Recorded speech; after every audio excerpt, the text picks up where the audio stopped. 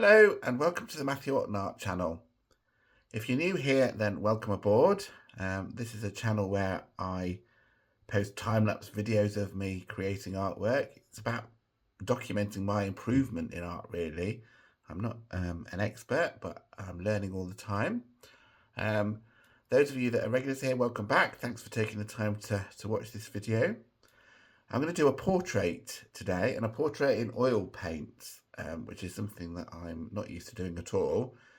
I found out an old piece of acrylic primed grey board. It was in one of my pochard boxes, ready to go out and paint on plein air when I was investigating those the other day. So I thought I'd use that. It's primed in a sort of dark green colour, which is good because the photo that I'm going to use as a reference is an ex-work colleague's son, and she posted the photograph on Instagram, and I just like the sort of lighting on the photo and the direct stare of the model. So I'm going to have a go at sort of trying to improve my likeness ability in portraits. I don't know how this will go. It's quite small, really. It's 22 centimetres by 30 centimetres, the piece of board, so fairly small. I might not be able to get the detail that I want in it working so small, but we'll try. As with everything in this channel, it's an experiment, see how it goes. It might not be a success, it might be a success. Let's see how we go. I'm first of all going to draw out using the reference photograph, and because it's a dark ground, I can't really use pencil to do that, so I'm going to use a Derwent pastel pencil just to mark out where the actual sitter is on the page or the board. Okay, so let's see how we get on. We're starting with the hair here. The model has quite frizzy and quite bushy sort of ginger hair, which is partly why I like the photograph with that standing out against the dark background.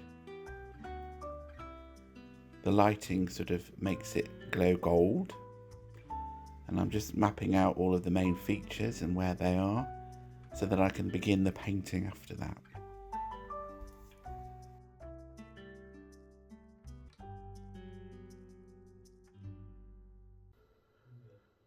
Well, I'm returning to this portrait that I started about a month or more ago, I think. So I left this in the state of the drawing out, which I'd used a pastel pencil for, a rough drawing out here, and I've laid out the paints that I'm going to use.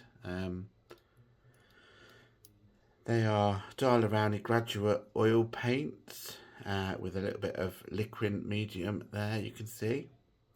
Put mainly sort of colours that I'm going to use for flesh tones. Okay, so let's see how I get on.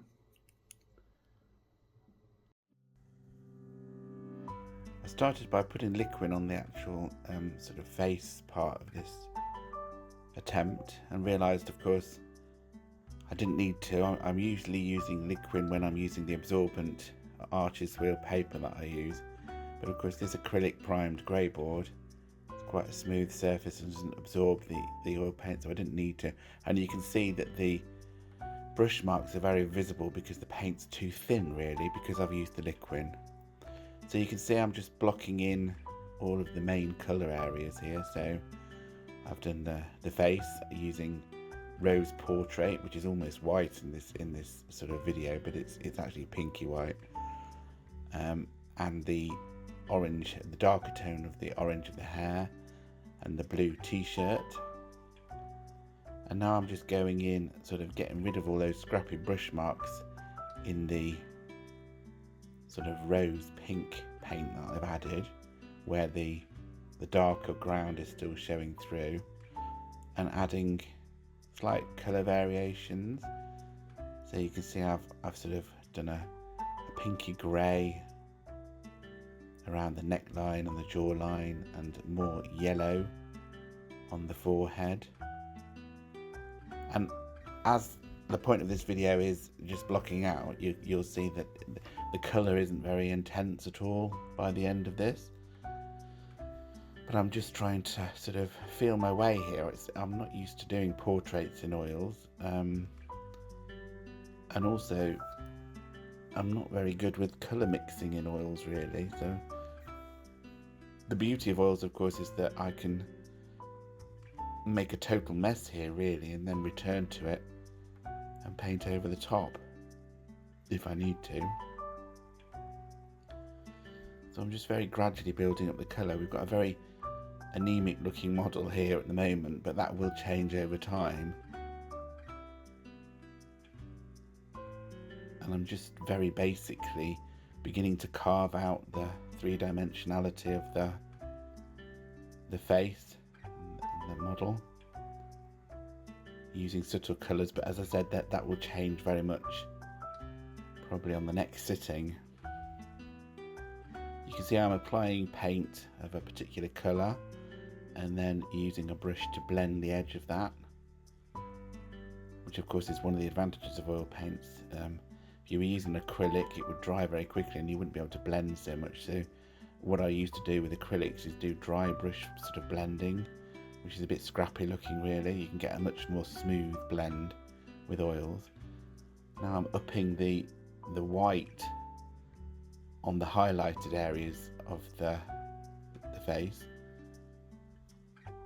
making it look even more anemic. But as I said, that's not a worry, in that I can put some, when it's dry, I can put some sort of very thin glazes over the top to give that some colour, much as I did in the grisaille attempt that I did with gouache a while back. If you watched that video, it's in the playlist if you didn't.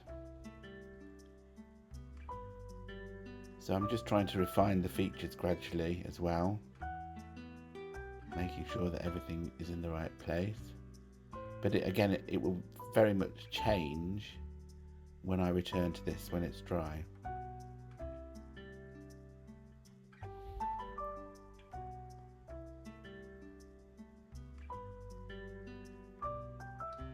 Part of the reason I like this photograph is the strong lighting on the model with the dark background, sort of very Renaissance-like lighting on it really. And I hope that over time that starts to come and be in the painting as well as the reference photograph. But it will take time. I am very much trying to take my time with paintings and not do them in one sitting these days. I like painting in an immediate way, but I think it's also good to do more finished works over a certain length of time, partly because you can sit and live with that painting as far as it's got and begin to see what's wrong with it.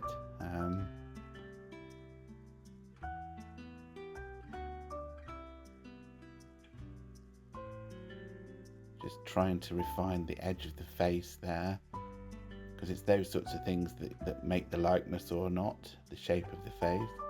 Now adding some of the highlights to the hair, which again will help with the strong lighting that I was talking about.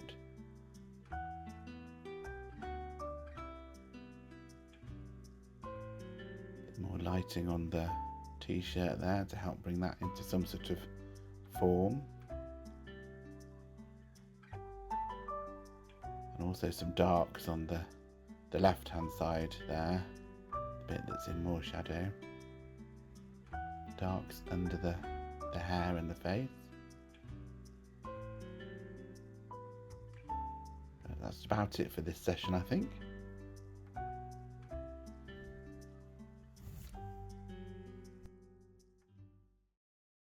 Well, this is the blocking out done. I'm quite pleased with it overall, much better than I expected it to be, and the likeness is half there, but it will change over time. What I will do now is I'll let this dry, and because of the amount of white that's in the paint, it'll take quite a while to dry, probably about a week or so before I can paint over the top of the paint that I've already applied. And during that week I will be looking at this and comparing it to the reference photograph and checking, you know, where the likeness needs to be tightened up, checking the position of the eyes, the mouth, the nose, the shape of the head, those sorts of things. But I'm sort of planning to do a few more hours at least on this. This is about an hour and 15 minutes in total. Maybe a bit more, including the drawing out that I did a while back. But I'm overall quite pleased with it, and I will return to it, and there'll be another video sort of doing the final touches to this portrait, hopefully. So I hope you can return for that. If you've enjoyed this video, then do give it a thumbs up. It will really help the channel. If you're new here, then do consider subscribing. I try and post as regularly as I can. I haven't posted too much recently, but that's partly because I'm painting in this new way of not doing everything in one sitting. So I've got half videos sort of created for several bits of work, including this one. And they take time to do, you know, so I haven't had a full video to post for a while. And that's partly why I've done this one as a half video, because I think it's quite useful to look at how a portrait is started, and how you get to sort of past the ugly stage, not that I'm quite there yet, and then start titivating it and making it even more real and looking like the actual sitter after this point. So I hope you return to look at that at some point in the future when it's published. And thank you for your time, and I'll see you on the next one. Bye.